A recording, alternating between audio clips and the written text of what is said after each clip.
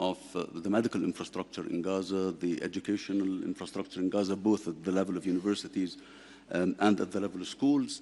The fact that today we have around 180 women in Gaza daily giving birth in the midst of rubble, and an estimation by a lot of UN and humanitarian agencies that 1.1 million children require psychological treatment and assistance and help as a result of the wreckage that we have seen and as a result of the trauma that they have been witnessing. On the Arab side, really, the Arab side moved quickly post October 7 to reiterate what is an unequivocal Arab position in fundamentally rejecting the targeting of civilians wherever they are and whoever they might be. And this is a long-standing Arab and Jordanian position. What followed and what ensued is quite catastrophic, and fundamentally it does tick the box, regrettably, of each and every definition that me, as a student in law throughout my educational career, it ticks the boxes of war crimes, grave breaches, violations of international humanitarian law, and the whole range of international humanitarian legal literature and principles and standards that had it been not for the protection that is accorded partially and that's luckily perhaps now diminishing, it's simply and easily just shameful. This problem did not begin on the 7th of October. This entire problem and catastrophe is really the product of 70 years of continued Israeli occupation and the rejection to recognize the inalienable rights of the Palestinians to achieve their globally, internationally recognized aspirations, and chiefly among them their right to self-determination and to the establishment of their territorially contiguous independent Palestinian state that lives side by side in peace and prosperity and security with Israel on the 1967 borders with East Jerusalem as its capital, as a requisite that fundamentally would also strengthen Israel's security, regional stability, and regional prosperity, and the prospects for regional integration and for unleashing the potential of this region, which is quite vast and which has consistently been bolted and held back as a result of the continuation of what is at the core of the broader Arab-Israeli discourse, which is the Palestinian-Israeli conflict and the non-realization of the Palestinian national aspirations, and namely the independent Palestinian state in the context of the two-state solution, which is a solution, the only solution, that the world seemingly does actually recognize, with the exception of the current movers and shakers in the Israeli political spectrum, regrettably.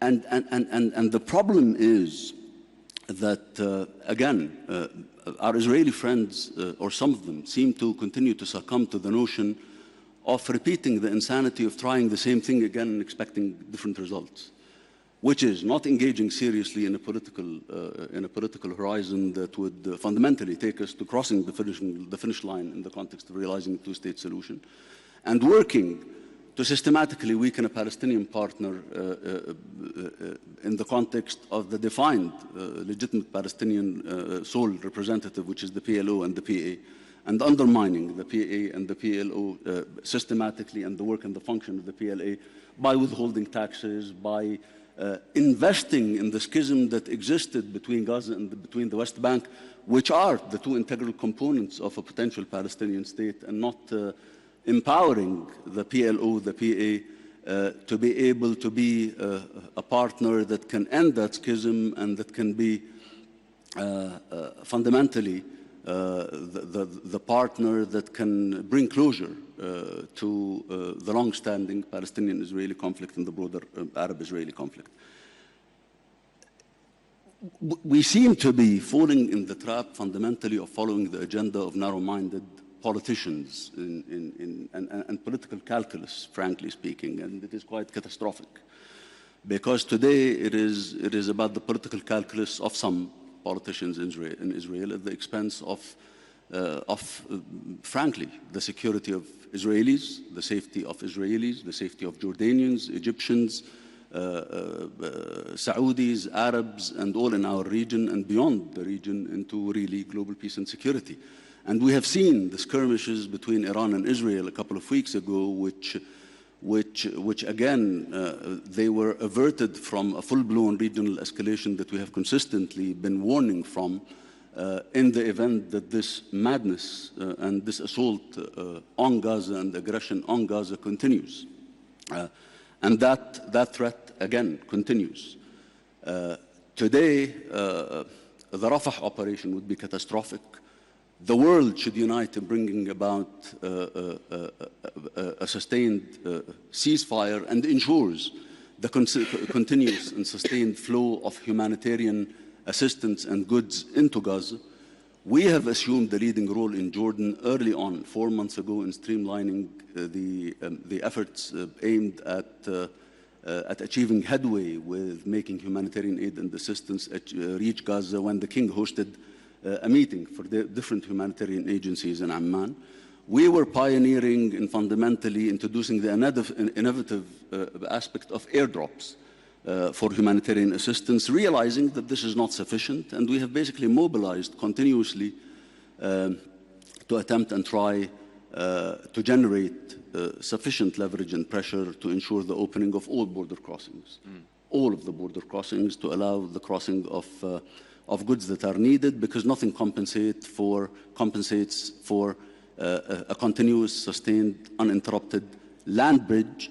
And we are now continuing to basically push again for Israel to enable the UN personnel in Gaza to conduct the necessary distributions. This is, as Sigrid Kaag would correctly point, this is not about counting trucks, although counting trucks is important. What used to enter to Gaza before October 7th used to be 500 trucks under normal conditions of siege, but not of aggression and decimated infrastructure and human rights violations and the lack of the basic requisites of life and being on the brink of famine for the Palestinians. Today, we have an average of 320 trucks that basically are going in theoretically, but in practical terms, we really don't know whether there is an effective, efficient, and safe distribution system. The only distribution system that can work, that can be efficient, is that is associated with the UN system, with the UN personnel, with the different UN agencies and organizations operating in Gaza. And that's why Israel has to really enable the UN system to function and work to ensure the sustained and sustainable flow of the goods that are carried on those trucks. And the estimate is that this sustained, uninterrupted flow will have to be in the vicinity of probably double the original number of the 500 trucks, and for many, many months to come, so that it can meet the basic requisites of the humanitarian catastrophe that we see in Gaza today. Today, some of the Israeli politicians are basically taking us in the direction of focusing only on having an operation in Rafah or not having an operation in Rafah. An operation in Rafah will be catastrophic, but this is not the epicenter of the issue.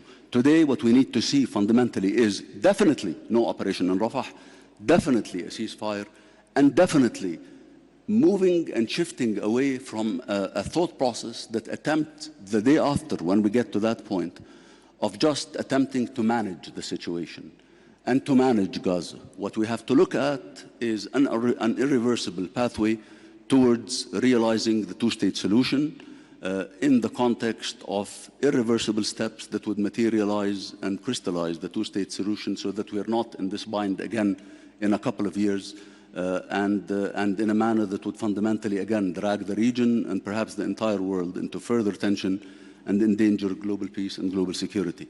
Economically, of course we're touched, and we're severely touched. We have a drop in our general revenues and a tendency and an increase and an inflationary uptick as a result of the tensions in the Red Sea and the association of that with the increase of the premiums of insurance on ships that are crossing from the Red Sea, and the diversions that are taking place as an alternative route to the Cape of Good Hope, and also the increase in cost associated with that, which has fundamentally doubled or tripled from Southeast Asia, almost doubled from Europe and from America. Again, today the focus is really to end this Israeli aggression, to bring about a credible political pathway that's irreversible, that takes us to the two-state solution, because this is what will entrench regional peace, regional security, and regional stability, and frankly, to empower the Palestinian partner, which is the PLO and the PA, to be able to again satisfy the needed grievances and aspirations and legitimate aspirations of the Palestinian people, but again, to take this region into fundamentally a closure on the Palestinian-Israeli side through the materialization of the two-state solution, to unleash and unlock the full potential of this region, which is vast and which we have basically seen in the context of what is presented in conferences such as the one that's hosted by our gracious host in Saudi Arabia today. Thank you. Mr. Prime Minister. Thank you so much. If I could just have a very quick follow-up, if you wouldn't mind addressing it briefly. Of course, I know we don't have a representative here of the Palestinian Authority, but also just to understand your perspective on what this means for particularly the West Bank economy, how fragile it is right now as a result of this crisis.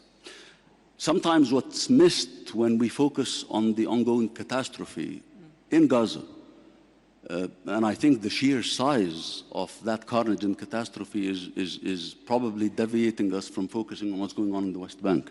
And what's going on in the West Bank in terms of settler violence, in terms of economic conditions, in terms of lost opportunity, in terms of transgressions on the Palestinians, in terms of even killings and deaths. 509 people were killed in the West Bank. This is basically a record number in many years. Home demolitions and those who have been evicted from homes in the West Bank since the 7th of October numbered around 280, as opposed to an already horrific monthly record of 128 prior to that.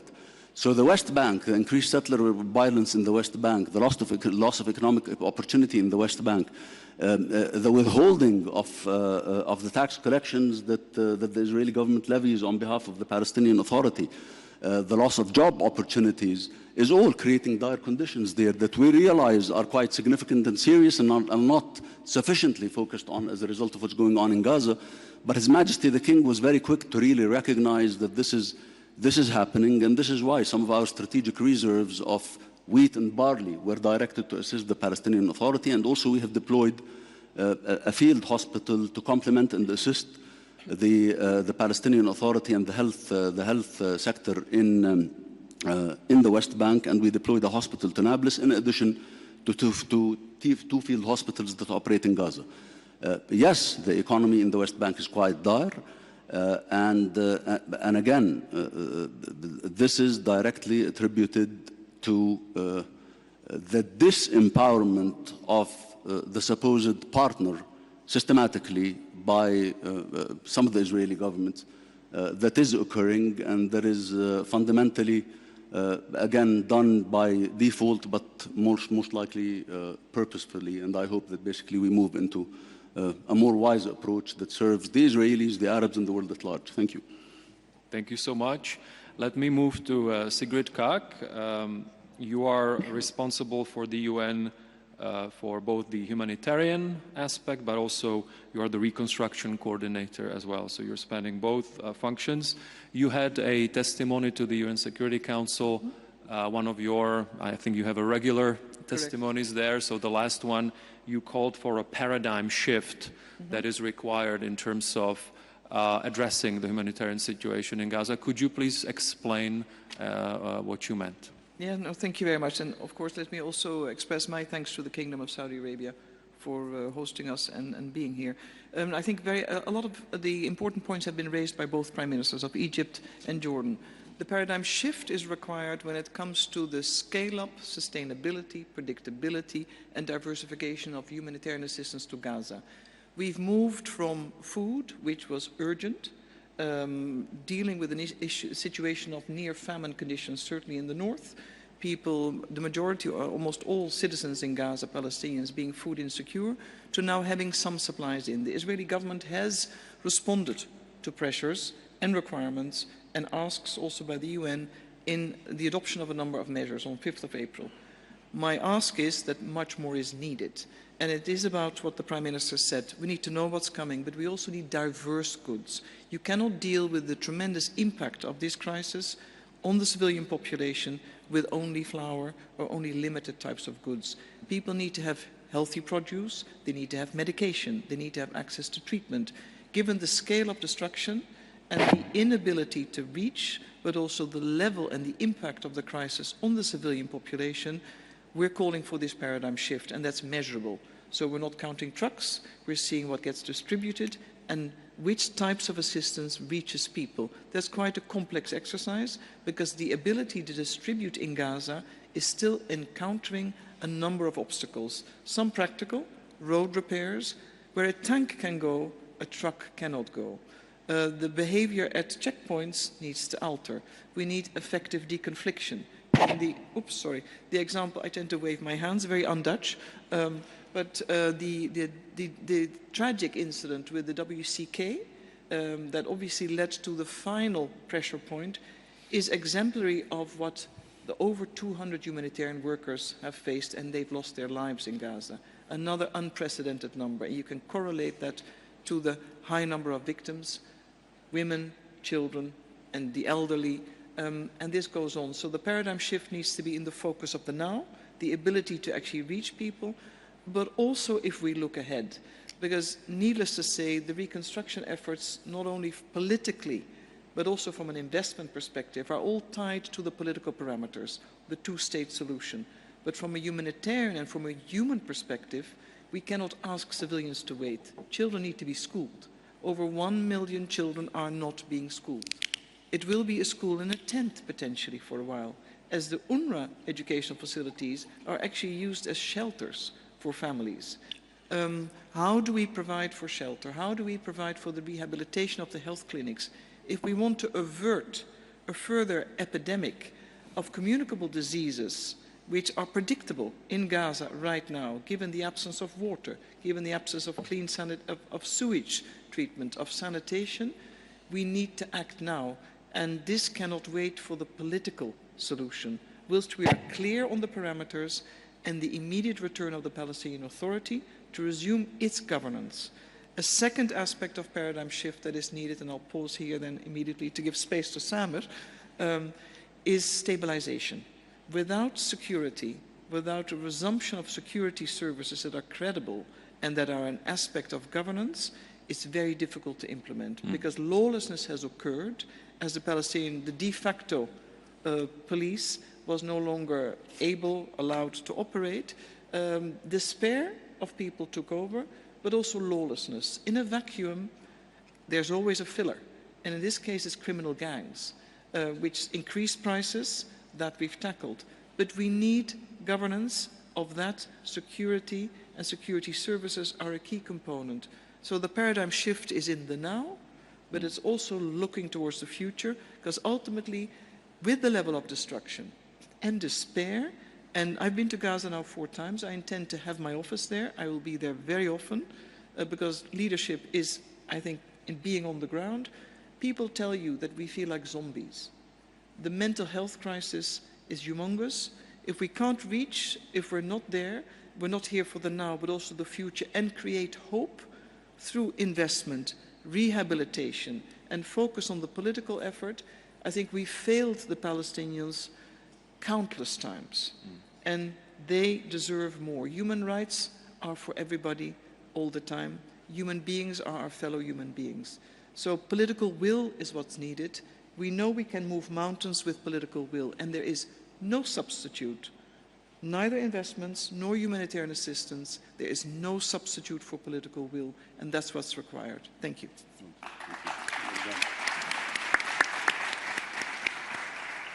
Thank you so much, Ms. Kaag. Samer Khouri, as I said, you are, of course, you are a Palestinian private sector leader, engaged not only in your industry, but I know you're very active in Palestine overall. I have known you for a while. Now, what more can be done in this current situation? And I know And Ms. Kaag, I think you've outlined some of the things, but also from a private sector perspective. I know you have some ideas. What more can be done in this situation? First, I will start for all of us around this room to pray for the people who lost their lives from both sides. Yeah. And another point, we pray for the politicians worldwide to stop this massacre, because we all cannot stop it. Yeah. I'm going to touch on water, energy, hospital, with specific acts from the private sector. The water, to give everybody perspective, 80% of the water in Gaza before was coming from local aquifers, 300 wells. The private sector is willing to upgrade that. What we simply need is Israel to allow us to access and import certain material that we're not allowed to import. Second point, diesel. We all know there's very limited amount of diesel that goes into Gaza today. That's on water. Energy, Gaza used to have 400 megawatt. 120 from Israel, 70 from the existing power plant, 40 from Egypt, 60 solar power plant. Allow us to bring back the 60. That's an immediate 60. And I was discussing with the Egyptian Prime Minister, let's make a task force to get back the 40 megawatts from Egypt. That's 100 megawatt. We can do that in a matter of weeks, not months. On the hospital, healthcare, only 8 out of the 40 hospitals. We are willing as private sector to partner with governments. Let's choose 10 hospitals, north, south, but the most important thing, Israel to allow us to import both the staff and the machinery. Yeah. So these are specific practical ideas. I hope through your good offices and your good office we can make task force to work on them. Yeah. If I may just add, please. A number of, indeed, the very specific proposals and requirements, I would say, Samar has outlined. We are definitely in discussion and in negotiation on that, because nothing will function without it. And indeed, when you look at the future, the so-called discussion on dual use will not allow for reconstruction. It needs to be restarted. We need everything to be allowed that is part of making Gaza livable again and have prospects for the future as part of the one state, which is Palestine in this case. Part of the two-state solution, but the one-state part, which is Palestine. So really using this moment also to think about the future in these efforts. Just to also share, we have had, of course, some pre-discussions also with other members of the Palestinian community here. And just to say also, for example, we know there is about 80,000 university students in Gaza right now that are unable to go to lectures. And so, of course, and I have also seen that there are many initiatives that are trying to connect them to other university institutions in the region or elsewhere for them to be able to continue at least online. Also maybe not known as much to the general public, but there is tremendous high-tech talent among the Palestinians. Actually, Gaza has amazing high-tech talent, should be more widely known. And so, of course, also how are we tapping that talent and those professionals that may be either in Gaza or elsewhere? How is industry and other institutions, are we innovative enough to reach out to those professionals and actually enable them not only to contribute to the economic life, but also, of course, make a living in this situation? So just to further on that, if I could, I did say that we would like to also touch upon a little bit the diplomatic outlook. If I could then just finish with the two prime ministers. Obviously, and if we look at how, for example, Mr. Blinken's visit was announced here, there are very explicitly also efforts to say, okay, this needs to be part of a wider diplomatic framework. Saudi Arabia is also part of that. You represent two countries that have been in diplomatic relations with Israel for a long time. And have personally, I think, have a lot of experience with this. So how do you see this latest effort in terms of this new diplomatic framework with then Saudi Arabia being involved, and we all know the framework. I would like to start with Prime Minister of Jordan and then finish with Prime Minister Madbouli. Thank you so much, Mirek.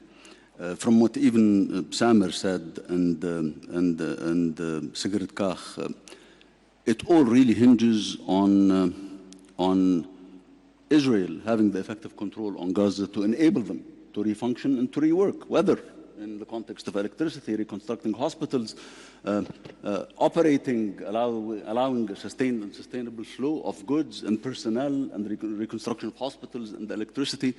It really all hinges on Israel enabling those infrastructures to function, enabling the private sector to function.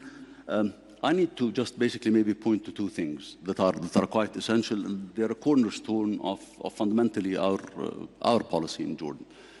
We caution and continue to caution from Israel creating conditions that would fundamentally lead to either voluntary or forced transfer of population outside of Gaza and the West Bank in any direction outside Palestine, because this is basically something that will liquidate or aims at liquidating the Palestinian cause. And this is something that also constitutes violations that are clear and material breaches of the peace treaties that Israel has with Jordan, at least, and I'm sure with many other Arab countries. So this is definitely a red tape, and this is something that we will not accept and that we will not allow, because it constitutes a material breach of the peace treaty and because it's basically an attempt to liquidate the Palestinian cause and the prospects of a two-state solution. Again, today about diplomatic activity. Repeatedly, the proof has been in the pudding. Management will not cut it. Attempting to short-circuit the Palestinian issue will not cut it. We have had a series of peace treaties, as you've correctly pointed, the Egyptian-Israeli peace treaty, the interim arrangement and the Oslo Accords that were interim in nature that should have led to the two-state solution, the Jordan-Israel peace treaty, the peace treaties that were the product of the Abrahamic Accords between three Arab countries and Israel. And still, this did not in any manner, fashion, or way make the Palestinian issue go away, or usher in prosperity and unlock the potential of the region economically, as was anticipated in the context of what the end result of those peace treaties would be, which is really a region that lives in requisite conditions of prosperity, complementarity, economic complementarities, mega projects that are needed, a potential that's quite vast. You've mentioned IT, and absolutely, this is a region that basically you can create a lot of synergies, interdependencies, cooperative aspects that attend to challenges that are global in nature, climate change, or to basically tap into areas that provide vast potential, such as artificial intelligence, such as renewables. You cannot do that without fundamentally recharting a pathway that's political, that's irreversible, taking us into a two-state solution. Reconstruction, that you will not have appetite for commitment for reconstruction if the edifice that we attempt to resurrect collectively the day after the ceasefire, which is essential, and certainly really not allowing further adventures that are catastrophic, such as entertaining thoughts and ideas of a military operation in Rafah, where 1.3 million Palestinians are crammed, that will lead to a catastrophe. Really, what we need to do is to chart that political pathway in a context that's quite irreversible, that takes us to a two-state solution. Everyone has a role to play, and the Saudis have been leading since 2002 in embracing the Arab Peace Initiative, which fundamentally offers Israel comprehensive peace with all the Arab countries, and this was endorsed subsequently also by the Organization of Islamic States, and it offers Israel peace and cooperation with 57 Islamic states in return for peace and for the establishment of a Palestinian state in the context of a two-state solution that would also ensure undertakings by Arabs and by Muslims to satisfy all the legitimate security concerns that are real, that the Israelis have, and that we would be willing partners to entertain and to attend to and to secure, as we secure the collective security of our citizens and that of the region and the global security at large. Thank you. Thank you, Mr. Prime Minister. And let me close this session with the perspective from the Prime Minister of Egypt on the diplomatic framework. Can we use this moment to finally get on a more sustainable diplomatic path to peace. I don't want to repeat what my brother here, Mr. Bisher Khasawneh, has mentioned, but I would like to state very clear statement. In 1948, the whole world has gathered to recognize the right of Israel to exist. At that time, the resolution mentioned there must be 2 states. I think it is now, not tomorrow, that the whole world should gather to recognize the right of Palestinians to have their own state. This is something against all what we have learned or heard from the West about human rights, about basic needs, about democracy, about anything that you were raising and adapting and pushing us to adapt in our regions. So it is now or never. I'm speaking seriously. If you could imagine that postponing this decree or this recognition will solve it or will be pro-Israel interest, you are totally wrong. It will be against the future of Israel itself. You can never imagine what could happen in the future.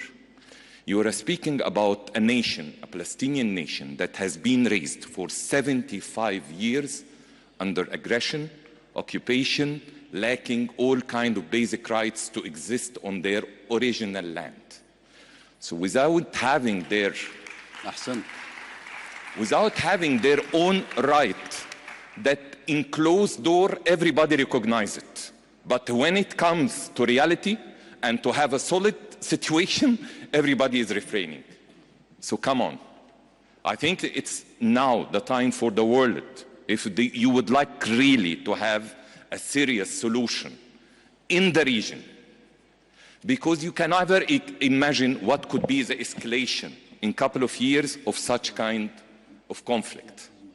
We have seen a prova, or what you can call it, between Iran and Israel in a couple of days. So what will be the situation for the whole world if a regional war will start? If you can imagine that you are far, you are in a very elusive situation. Everybody will be affected. So I think, again, it is today that we all together, we have to push for the 2 states solution, and then all kind of reconstruction and all kind of humanitarian aid, it will come. Thank you very much. Thank you, Mirek.